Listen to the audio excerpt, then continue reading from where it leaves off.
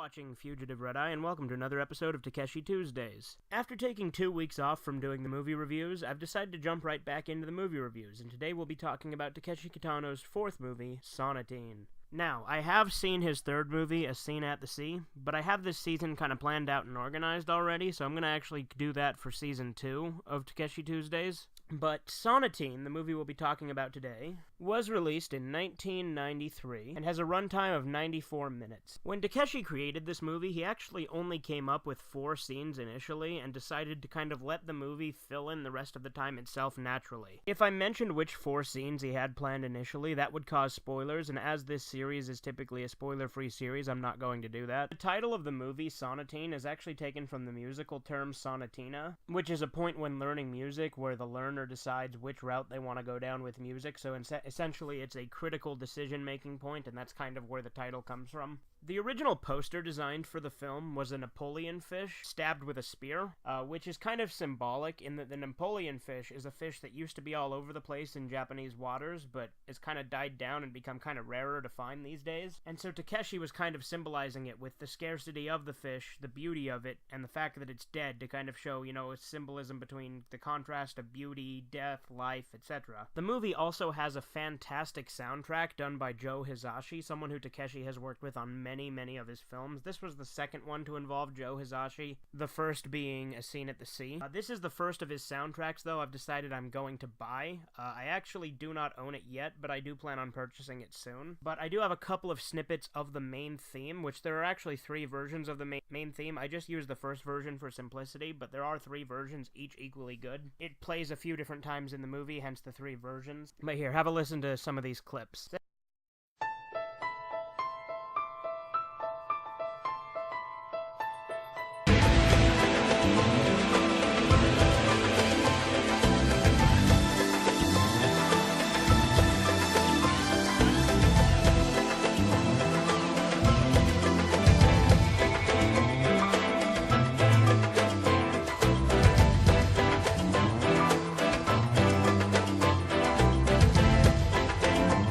As you can see, that soundtrack is beautiful. I absolutely love that soundtrack, and I think it fits the movie so well. So, what is Sonatine about? Well, the plot follows a Yakuza guy who is sent with a group of his underlings to another Yakuza family's turf on a supposed peace mission to try and kind of scare them and try and resolve an internal conflict going on between these 2 Yakuza families. Throughout the film, like towards the beginning of it, we see this Yakuza boss, played by Takeshi himself, obviously, going through and practicing his Yakuza duties. He tortures a guy by doing trial by water, by dipping him in this big swimming pool until he drowns with a crane. And then later on, he's sent on that peace mission which I previously mentioned, where they blow up a building and then they kind of go into hiding. A good majority of the movie actually is just them in hiding, trying to wait until the heat sort of cools off so then they can go back. But as things are going on, it turns out that a lot of this could have been a setup just to get Takeshi's character killed, as well as all of his men. So, a lot of his men do end up getting killed, and that in turn causes Takeshi's character to go out and get revenge. And the climactic battle of the film is Takeshi going and getting revenge on the people who killed a lot of his men. And I won't go further than that, because again, I don't want to give spoilers, but there are quite a few iconic scenes in this movie.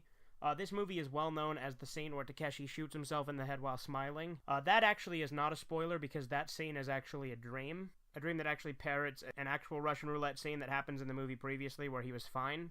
The movie itself is filled with Takeshi's comedy, and it's done in such a natural way that it fits the tone of it perfectly. In my opinion, this movie is where Takeshi started to get his style down to a T. He knew what he wanted to do from this movie onward. Sonatine is what I feel to be Takeshi's breakout point, where he became the director he would later become. This was actually the movie that first made him popular in the United States as a film director, however, surprisingly it didn't do too well in Japan.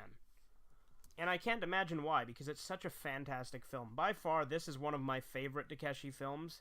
It's not my absolute number 1, but it's definitely in the top 5. Curiously enough, when it was released in the US, the VHS got released, and it was just that on its own. But the only way to actually get it on DVD is in a double pack that comes with Zatoichi.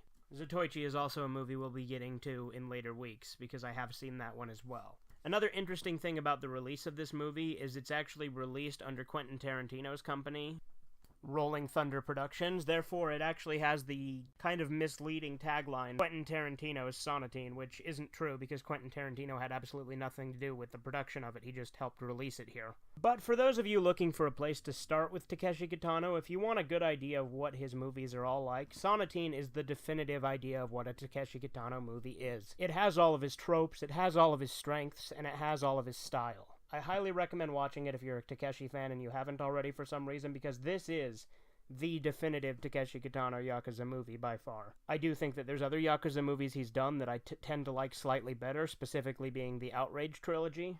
But I'd say other than the Outrage trilogy, this is my favorite Takeshi Kitano Yakuza film. None of the others come close. I mean, they're all fantastic, but this is by far the best other than Outrage. Don't expect a super action-packed movie, because like I said, the majority of it is him and his men laying low, trying to kind of wait for the heat to die down, so it's just kind of them chilling on a beach. But it gives us a lot more character development, and we get to see what their day-to-day lives are like, and get a little bit of insight into who they are and how they spend their free time. Anyway, this has been Fugitive Red Eye, and I highly recommend you check out Sonatine. Have a great rest of the day.